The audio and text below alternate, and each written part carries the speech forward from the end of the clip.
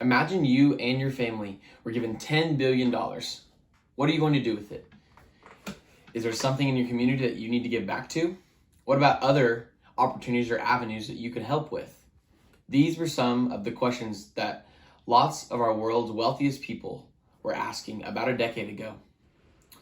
Today, I will tell you about the Giving Pledge and how it began, the potential growth or fallout, and one local tie or benefit that we have to the pledge. The Giving Pledge began to set a new standard of generosity among the ultra-wealthy.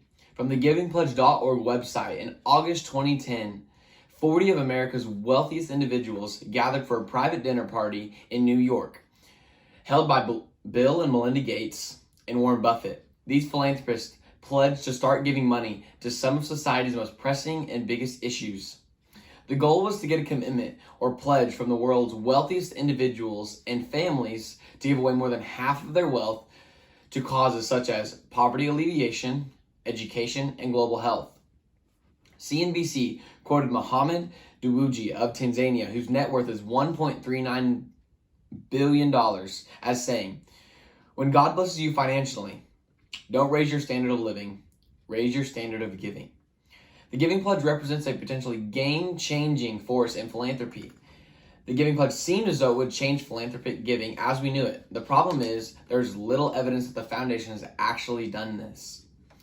The Giving Pledge is a moral commitment, not a legally binding one. It's a simple proposition, encouraging the world's wealthiest people to commit to giving the majority of their wealth to charitable causes and philanthropy. While no one questions the good intentions behind the Giving Pledge, the most frequently heard criticism is that no one holds the donors accountable.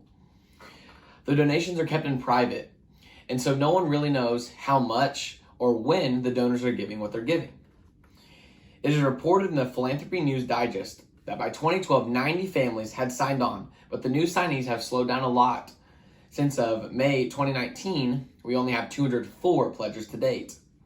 Based on the net worth of the givers, they also aren't giving the amount of their goal was. What I mean is that their net worths are growing, which means they aren't giving half of their wealth or money to philanthropic causes.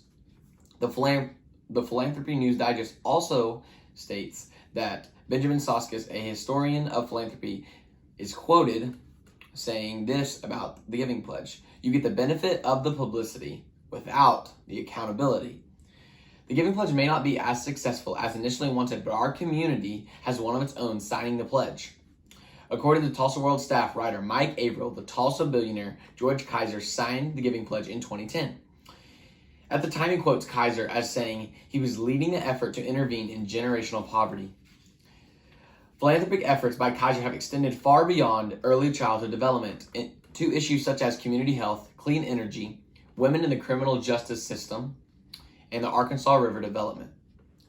The Tulsa World went on to report that Kaiser's foundation spent $50 million on land acquisition and over $125 million on the first phase of building the Gathering Place of Tulsa, which is on Riverside Drive, and probably most of us have enjoyed. In the beginning, I had you imagine that you and your family were given $10 billion. Would you take part in the Giving Pledge? Do you think one has to be a billionaire to give back? I will leave you with this quote by Stelios Haji Ionu, a signer of the pledge. And he says, "My belief is that nobody has a monopoly on good charitable ideas, and the problem in our world will never all go away.